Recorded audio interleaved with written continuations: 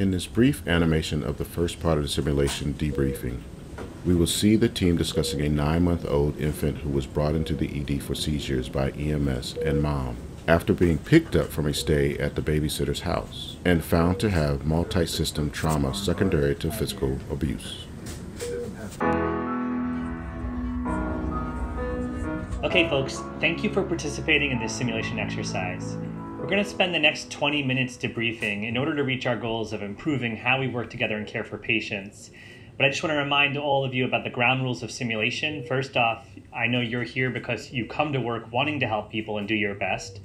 We all want to improve as a team, and I'm going to strive to make this a safe and supportive space. I hope to create an environment where you'll feel comfortable discussing moments that may feel uncomfortable. I value and want to hear all voices, but also respect if you don't want to speak, and if you need to step away at any time, that's fine. Is that okay with everyone? Okay, great. I'd like to start by asking for initial reactions or feelings you may have had about this case. I felt it was really stressful. There was so much going on, and it was hard to get into the trauma mindset when the child came in as a patient with seizures. Yes, I was also stressed and anxious, and having the parents so upset in the room, that also contributed to that. Yeah, I felt surprisingly emotional.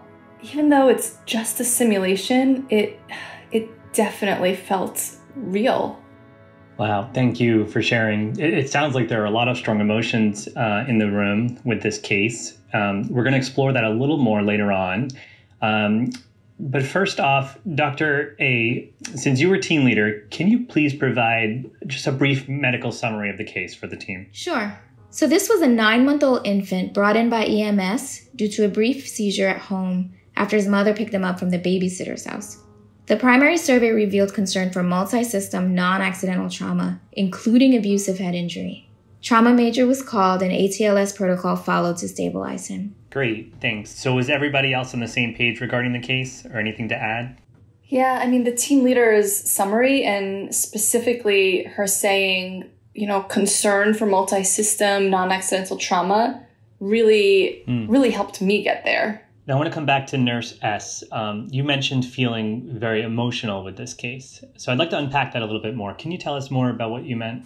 Yeah, well, the mother she was really upset when the child was undressed and when we noted all of that bruising. And then she started to sound so angry when talking with child life. It was hard to focus on the medications and the patient and my tasks while all of that was going on. And it also just contributed to this really intense environment. I was mostly speaking with the mother, and she initially seemed defensive when the medical team was asking about injury risks.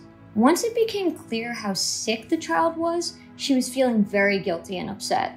What really helped was for me to focus on explaining what was happening step by step.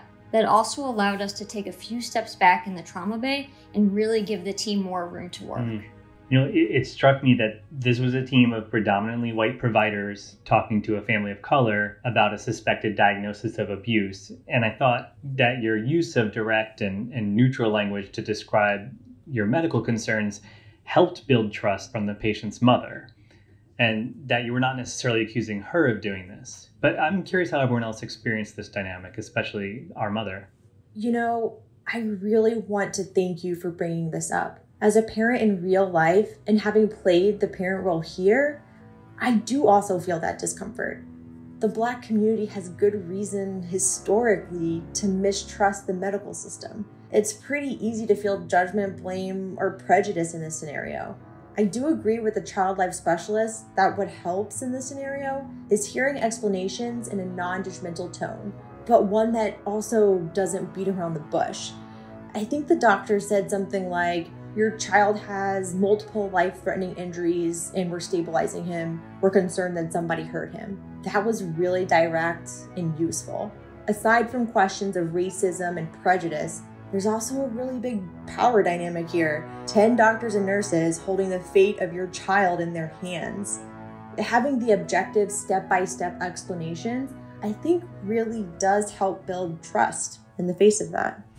I just don't know how to manage the line between appropriate suspicion and blame or judgment. As a provider, you have to maintain a high level of suspicion because recognizing child abuse can be life-saving. Also, I don't know whether security needs to be activated to keep a potentially violent visitor out of the ER. I think we should point out that race is not a real factor in the instance of child abuse. So just recognizing that and having a standardized approach, that is critical. These are all such great points. I'm hearing there's a general discomfort we feel with racism playing into the evaluation of non-accidental trauma. But you've identified a lot of ways to address this, staying objective, using patient-centered language, ways to build trust through communication, and of course, the last comment about having a standardized protocol for non-accidental trauma, along with awareness and recognition, not only of your own biases or our own biases, but of medicine's history of racism. It also makes a big difference to have diversity and representation in the care team, of course. So we're going to continue this discussion in follow-up, but I'd like to transition now to some of the other aspects of the medical management of the case.